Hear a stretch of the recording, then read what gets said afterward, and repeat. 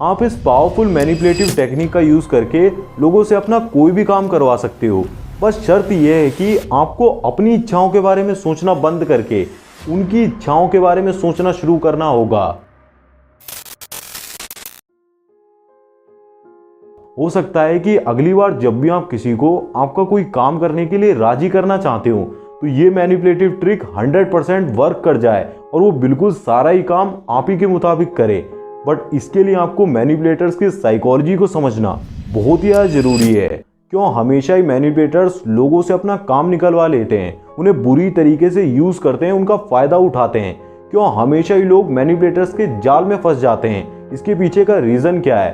तो इसे समझने के लिए आपको इस टेक्निक को समझना पड़ेगा जो कि बहुत ही ज़्यादा इंपॉर्टेंट है।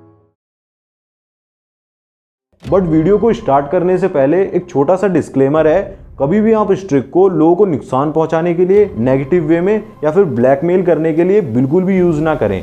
क्योंकि ये इंफॉर्मेशन, ये नॉलेज मैं आपको सिर्फ इसीलिए दे रहा हूं ताकि आप मैनिपुलेटर से खुद को बचा सकें, ना कि लोगों को मैनिपुलेट करें।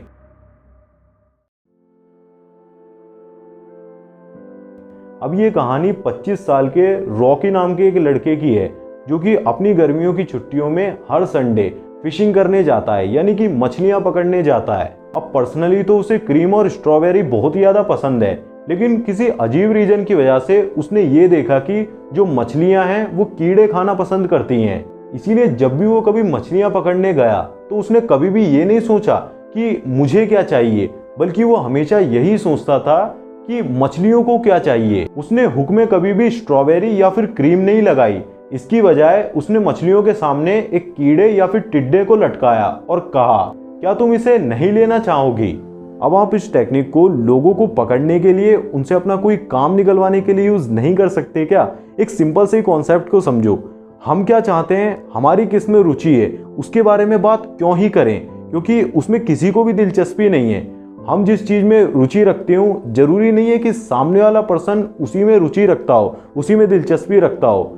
इसीलिए ये पता लगाने की कोशिश करें कि वो क्या चाहते हैं। जैसा कि एग्जाम्पल में बताया ना कि रॉकी को क्रीम और स्ट्रॉबेरीज बहुत ही ज़्यादा पसंद थी, लेकिन हमेशा उसने मछलियों को पकड़ने के लिए उन्हें कीड़े या फिर टिड्डे ही दिए, क्योंकि ऐसा जरूरी नहीं है कि जो रॉकी को पसंद हो वही मछलियों को पसंद हो। आप समझ रहे हो ना? इसीलिए दुनिया में लोगों को प्रभावित करने का सिर्फ एकमात्र तरीका होता है कि उनसे उस बारे में बात की जाए कि वो क्या चाहते हैं और उन्हें बताया जाए कि वो उसे कैसे पा सकते हैं। अगली बार जब भी आप किसी से अपना कोई काम निकलवाना चाहते हो ना, तो इस बात को जरूर से ध्यान में रखें। फॉर एग्जाम्पल, जैसे कि आप चाहते हैं कि आपके जो बच्चे हैं वो धूम्रपान से बिल्कुल ही दूर रहें, सिगरेट को बिल्कुल ही हाथ ना लगाएं, बिल्कुल ही ना पिएं, तो आप कभी भी उन्हें उपदेश तो बिल्कुल ही ना दें और उन्हें कभी भी ये भी ना बताएं कि आप क्या चाहते हैं। आप नहीं चाहते कि वो सिगरेट पिएं, ये भी नहीं बताना है, बल्कि उन्हें ये दिखाएं कि सिगरेट पीने की वजह से उनके क्या क्या लॉस हो सकते हैं। जैसे कि आप उन्हें बोल सकते हैं कि सिगरेट पीने की तुम्हारी ये आदत तुम्हें बास्केटबॉल टीम में जगह बनाने से रोक सकती है, या फिर 100 मीटर की रेस जीतने से भी रोक सकती है। क्या आपने कभी सोचा है कि हम कोई भी काम जब ही करते हैं जब हम कुछ चाहते हैं? आपको वो दिन याद है जब आपने आखिरी बार किसी भिखारी को डोनेशन दी थी? तो आपने वहां पर डोनेशन सिर्फ इसीलिए नहीं दी थी कि आप निस्वार्थ भाव से किसी की हेल्प करना चाहते थे, मदद करना चाहते थे, नहीं, बल्कि आप पैसे से ज्यादा उस एहसास को नहीं चाहते जो कि आपको डोनेशन देने के बाद मिलने वाला था, तो आप कभी भी डोनेशन देते ही नहीं। हो सकता है कि आपने डोनेशन इसलिए भी दे दी हो कि अगर आप उसे मना कर देते तो आपको बहुत ही ज़्यादा शर्म आती, आपके किसी दोस्त ने बोल दिया कि कोई बात नहीं, चल डोनेशन कर दे। लेकिन मेन पॉइंट यहाँ पर यही है, सच्चाई यही है कि आपने डोनेशन इसीलिए करी क्योंकि आप कुछ चाहते थे। चाहना इंपॉर्टेंट है। चलो डेटिंग के एग्जाम्पल से समझा देता हूँ, जो कि आपका फेवरेट टॉपिक है। सपोज करो कि आपकी कोई क्रश है और आप उसके साथ डेट पर जाना चाहते हो, तो सबसे पहले आपको इस बात पर ध्यान देना होगा कि वो क्या चाहती है। अभी ये बिल्कुल भी नहीं सोचना है कि आप क्या चाहते हो, आप तो चाहते हो डेट पर जाना, उस बात पर ध्यान दो कि वो क्या चाहती है। अब वो एक लड़की है तो वो वैलिडेशन चाहेगी, वो चाहेगी कि आप उसे इंपॉर्टेंट फील कराओ। सबसे पहले वो यही चाहेगी, केयर चाहेगी, वो चाहेगी कि आप उसे अप्रिशिएट करो, वो जो भी छोटी छोटी चीज़ें करती है उसके लिए अप्रिशिएट करो, उसकी तारीफ करो, उसे प्रेज करो। तो जब ये सारी चीज़ें आप उसके लिए करते हो ना, बिल्कुल एक्सपर्ट वे में, जिससे कि ये सारी चीज़ें बिल्कुल ही उसे नेचुरल लगती हैं, जो भी वो एक्सपीरियंस करती है बहुत ही ज़्यादा अमेजिंग फील करती है, एक्साइटेड फील करती है, तो उसी एक्सपीरियंस के बेस पर ही वो डिसाइड करेगी कि उसे आपके साथ डेट पर जाना चाहिए या फिर नहीं। अब अगर उसे आपसे बात करके बहुत ही ज़्यादा अच्छा फील होता है, बहुत ही ज़्यादा फुलफिल सा फील होता है, तो वो डेफिनेटली आपके साथ डेट पर जाने के लिए राजी हो जाएगी, आपको हाँ बोल देगी। तो यहाँ पर समझो उसे एक्सपीरियंस ही चाहिए था और आपने भी उसे एक्सपीरियंस ही ऑफर करा, तभी उसने आपके साथ डेट पर जाना चुना। सो बेसिकली आपने क्या करा, आपने सबसे पहले ये पता लगाया कि वो क्या चाहती है, और जब आपको ये पता लग गया कि वो इस तरीके का एक्सपीरियंस चाहती है, तो आपने उसे ये बताया कि वो उसे कैसे पा सकती है। उसका एक रास्ता दिखाया कि अगर वो आपके साथ डेट पर जाती है तो उसे ऐसा एक्सपीरियंस आप करवा सकते हो। तो इसी वजह से वो खुद ही आपके साथ डेट पर चलने के लिए रेडी हो गई। लेकिन अगर आप हमेशा की तरह यही सोचते हैं ना कि मैं क्या चाहता हूँ, आप डेट पर जाना चाहते थे ना, तो आप यही करते कि उसे मनाने की कोशिश करते, उससे बार बार पूछते, उसे तंग करते, या फिर ज़बरदस्ती फोर्सफुली पूछने की कोशिश करते कि अगर तुम मेरे साथ नहीं जाओगे ना, धमकी देते कि ब्रेकअप कर लूँगा।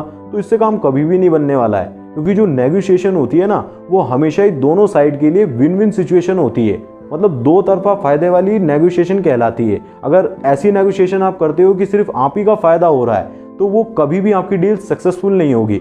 जब तक आप दोनों ही साइड के लिए विन विन सिचुएशन नहीं क्रिएट कर पा रहे, तब तक कोई भी आपकी बात नहीं मानेगा। एंड्रू कार्नेगी, जो कि अमेरिकन इंडस्ट्रियलिस्ट और फिलैंथ्रोपिस्ट थे, जिन्होंने बहुत ही कम समय में बहुत सारा पैसा कमाया था, लेकिन शुरुआत सिर्फ 2 सेंट पर आवर से ही की थी, और वो आखिरकार $365 मिलियन दुनिया को दान देकर चले गए। वो बताते हैं कि उन्होंने अपनी लाइफ से सबसे इंपॉर्टेंट चीज यही सीखी है कि लोगों को प्रभावित करने का सिर्फ एकमात्र तरीका यही है कि दूसरे व्यक्ति की इच्छाओं के बारे में बात की जाए, ना कि अपनी इच्छाओं के बारे में। अगली बार जब भी आप किसी से अपना कोई काम निकलवाने के लिए राजी हो ना, तो खुद से ये सवाल पूछना कि मैं कैसे उससे अपना एक काम निकलवा सकता हूँ। इस सवाल को पूछने से आप उस सिचुएशन में लापरवाही से आगे बढ़ने से ही बचोगे, और साथ ही बेकार की अपनी इच्छाओं के बारे में बेकार की बातें करने से ही बचोगे। अब मैं आपको आर्ट ऑफ ह्यूमन रिलेशनशिप्स के ऊपर अब तक की सबसे बेस्ट एडवाइस के बारे में बताने जा रहा हूं, तो उसे ध्यान से सुनना। हेनरी फोर्ड ने कहा है कि if there is any one secret of success, it lies in the ability to get the other person point of view and see things from that person's angle as well as from your own. यानी कि सफलता का कोई एक रहस्य है तो उसे दूसरे व्यक्ति के दृष्टिकोण को समझने और चीजों को उस व्यक्ति के नजरिए से देखने के साथ साथ अपने नजरिए से देखने की क्षमता में निहित है। अगर सिंपल वर्ड्स में कहूँ तो आप जब भी किसी भी इंसान से अपना कोई काम निकलवाना चाहो ना, तो चीजों को, सिचुएशन को उसके पॉइंट ऑफ व्यू से तो देखो ही, साथ साथ अपने पॉइंट ऑफ व्यू से भी जरूर से ही देखो कि अगर कोई इंसान मेरे से ऐसा कोई काम निकलवाना चाहता इस तरीके का, तो मैं कैसे उसको काम को करने के लिए राजी होता, ये पूछो खुद से।